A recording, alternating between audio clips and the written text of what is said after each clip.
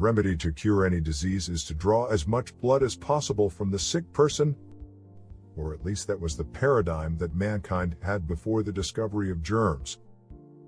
Then what is the power of a paradigm? Its ability to influence people's behavior. If it is wrong, can be catastrophic. However, if it is correct, it can advance and prosper by leaps and bounds. Because a paradigm is a set of beliefs that are taken as true.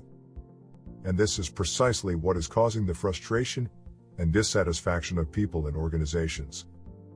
Let's see how to stop drawing blood with the best ideas from the book, The Eighth Habit. From Effectiveness to Greatness, by Stephen Covey.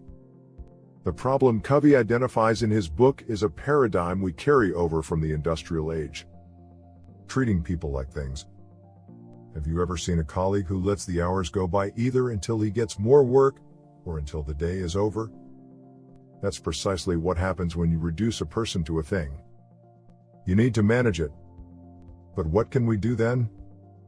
A paradigm shift, one that will make us feel fulfilled and satisfied in our organizations.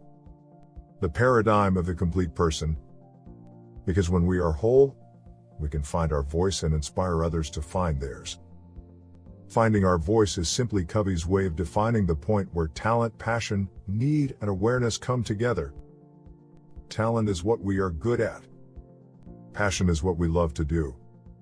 Need, about what is needed in the world. And conscience is basically a natural sense of right and wrong.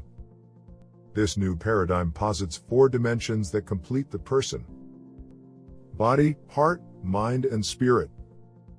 If we disregard just one of the 4 dimensions, we reduce a person to a thing, because they are based on 4 basic needs: to survive, to love and to relate to others, to learn, to grow and develop, and to leave a legacy.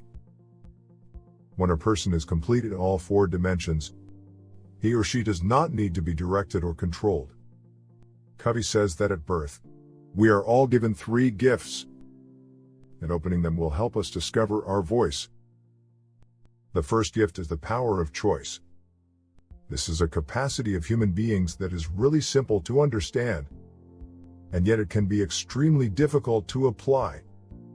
Between a stimulus and a response, there is a space. That space is our gift. And it is the freedom to choose how to respond. For example, a stimulus could be an unpleasant job, with a bad boss, even unfair conditions. And the response will be, how do we react to all that? One possibility is to get frustrated. Another is to try to positively influence the situation. And if we are unable to do so, at the very least we can choose not to obsess. This ability has the power to move us from a vision where we can do nothing to one where we have the freedom to change it. I know it is difficult to do this because it takes us out of our comfort zone and holds us accountable. When we open this gift, we learn to accept the external factors that we cannot control and focus on the internal factors that depend only on us. The second gift is the natural laws or principles. These are universal, indisputable, and never change, such as justice, kindness, respect, honesty, integrity. People, however, have values that may or may not coincide with natural principles. Criminals, for example, have values whose principles we can question.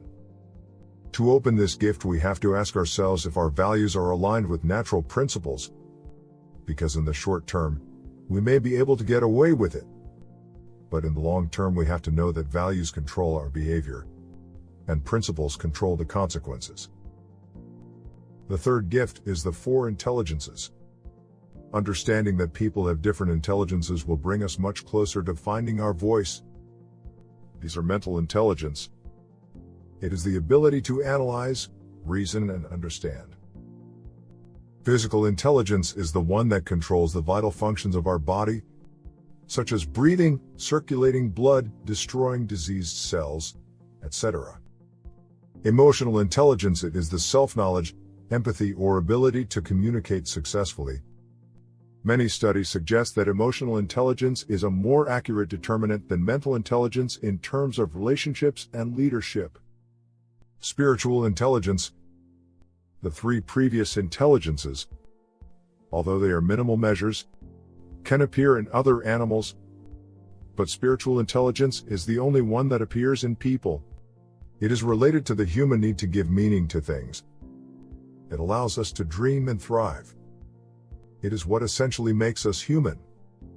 In his more than 40 years working with organizations around the world and studying the brilliant minds of those who analyzed organizations, Covey identifies a pattern in all high achievers: the expansion of their four intelligences. The expansion of mental intelligence leads them to have a vision, which means seeing something in the mind that is possible, but does not yet exist. As William Blake said, what is now demonstrated was once only imagined. Moreover, this includes seeing people's potential and what they do well, rather than their current behavior and weaknesses. It is about being for them a mirror that shows them their best version. The expansion of physical intelligence led them to have discipline, which translates as paying the price to realize the vision. This entails sacrificing the pleasure of the moment for a better one in the long run. Many people think that discipline takes away freedom, but the opposite is true. Undisciplined people are slaves to the moods and appetites of the moment. The expansion of emotional intelligence makes them passionate. This is about the fuel that sustains the discipline of achieving the vision, and that is compassion.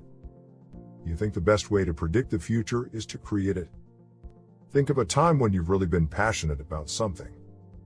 Haven't you ever needed supervision or motivation to do it? The expansion of spiritual intelligence brings you consciousness. The inner sense of what by natural principles is right or wrong, what contributes or destroys, what is true or false. And to conclude, simply observe that the four intelligences is a concept that is being repeated and that we have already seen on previous occasions. Consciousness directs us towards why we want to do something, the vision towards what we want to achieve, discipline towards how we are going to achieve it, and passion towards the strength and feelings behind the why. Finding our voice and inspiring others to find theirs is something that is born within us until we have come up with the best ideas from today's book. I encourage you to share your opinion, impression, or ideas in a comment. And if you like the topic and want to investigate further, I recommend you read the whole book. I sincerely hope you find it useful and use it in your day-to-day life. See you next week. And remember, smart work is the key to success.